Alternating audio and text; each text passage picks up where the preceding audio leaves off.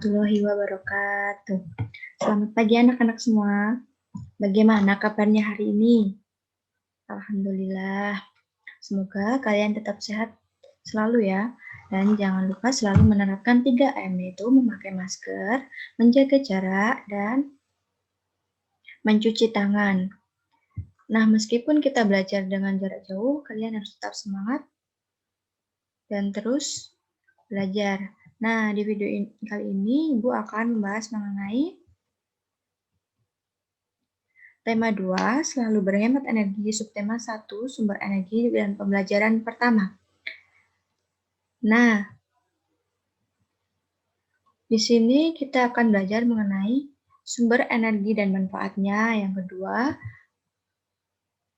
perubahan bentuk energi. Ketiga, macam-macam sumber energi. Dan keempat, sumber energi alternatif. Nah, apa sih sumber energi itu? Ada yang tahu? Nah, benar sekali, sumber energi adalah segala sesuatu di sekitar kita yang mampu menghasilkan sumber energi baik yang kecil maupun besar. Ada berbagai macam sumber energi yang bisa menghasilkan. Nah, sekarang kita bahas perubahan bentuk energi. Apa sih energi itu? Energi itu bersifat kekal. Artinya, energi tidak dapat diciptakan maupun dimusnahkan. Selama jutaan tahun, energi hanya berubah bentuk dari satu bentuk ke bentuk lainnya. Oleh manusia, energi diubah bentuknya untuk meringankan pekerjaannya dalam sehari-hari. Nah, contoh perubahan energi. Yang pertama yaitu energi kimia menjadi energi gerak. Contohnya makanan yang kita konsumsi membuat kita berenergi sehingga bisa berjalan dan beraktivitas.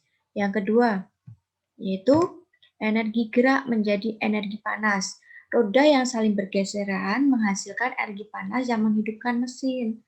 Dan yang ketiga yaitu energi kimia menjadi energi cahaya. Contohnya lilin yang dibakar. Selanjutnya kita bahas mengenai perubahan energi dan perubahannya. Yang pertama yaitu energi kinetik. Apa sih energi kinetik itu? Energi kinetik atau energi gerak merupakan energi ketika suatu materi berpindah atau bergerak. Energi kinetik dipengaruhi oleh massa benda dan kecepatan gerak benda sehingga kita dapat dijumpai pada benda yang bergerak seperti mangga jatuh dari pohonnya, mobil sedang berjalan, air terjun, dan peluru meriam yang ditembakkan. Yang kedua yaitu energi listrik. Apa sih energi listrik itu? Energi listrik merupakan energi yang dimiliki muatan listrik dan arus listrik. Nah, energi listrik dapat diubah menjadi bentuk energi dalam kehidupan sehari-hari. Misalnya nih, menjadi energi panas dan cahaya saat menyalakan lampu dan barang elektronik. Ketiga yaitu energi panas. Energi panas dapat dihasilkan dari matahari atau api. Energi panas dari matahari dimanfaatkan oleh tumbuhan untuk proses fotosintesis. Dalam panel listrik bertenaga matahari, energi panas matahari bisa diubah menjadi energi listrik yang kemudian dimanfaatkan dalam kehidupan sehari-hari. Selanjutnya, macam-macam sumber energi. Nah, macam-macam sumber energi ini dibagi menjadi dua. Yang pertama, sumber energi terbarukan dan sumber energi tak terbarukan. Nah, sumber energi terbarukan itu merupakan sumber energi yang dapat diperbarui dan tidak dapat digunakan secara terus-menerus dalam waktu yang sama. Nah, yang kedua, sumber energi tak terbarukan, yaitu sumber energi tak terbarukan merupakan sumber energi yang tidak dapat diperbarui dan dapat habis jika digunakan secara terus-menerus. Nah, selanjutnya contoh dari sumber energi terbarukan. Yang pertama itu matahari. Matahari merupakan sumber energi terbesar di bumi yang menghasilkan energi panas dan energi cahaya. Energi matahari dapat digunakan secara langsung atau diubah menjadi bentuk energi lain melalui peralatan tertentu. Misalnya nih, Melalui panel surya dapat mengubah energi matahari menjadi listrik. Yang kedua yaitu angin. Angin merupakan udara yang bergerak.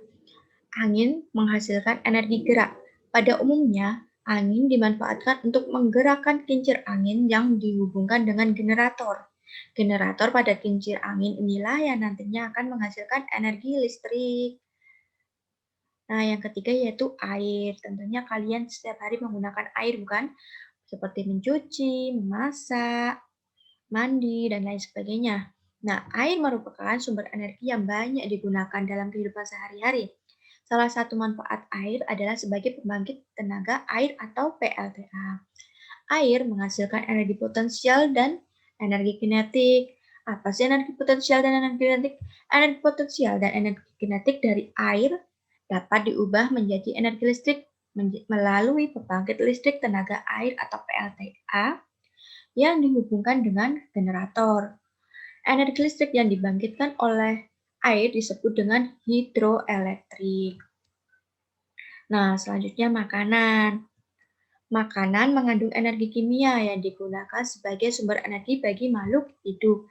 Energi yang terkandung pada makanan akan diproses dalam tubuh makhluk hidup sehingga energi tersebut dapat digunakan untuk melakukan berbagai aktivitas. Nah, kalian jika tidak makan, pastinya badan merasa lemas, bukan? Nah, dengan makanan ini kalian akan mendapat sumber energi untuk melakukan segala aktivitas. Nah, sekarang sumber energi tak terbarukan. Sumber energi tak terbarukan itu ada contohnya energi hasil tambang bumi. Nah, energi hasil tambang bumi itu misalnya minyak tanah, gas alam, batu bara, energi hasil tambang bumi dari fosil-fosil hewan atau tumbuhan yang telah tertimbun di dalam bumi selama jutaan tahun. Energi hasil tambang bumi banyak digunakan sebagai bahan bakar. Yang kedua yaitu energi nuklir. Energi nuklir merupakan energi potensial yang terdapat pada partikel di dalam nukleus atom. Di dalam energi atom terdapat partikel nuklir yaitu proton dan neutron.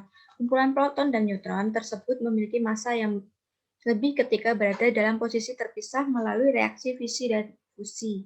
Perbedaan massa inilah yang menyebabkan terjadinya pembebasan energi panas melalui radiasi nuklir.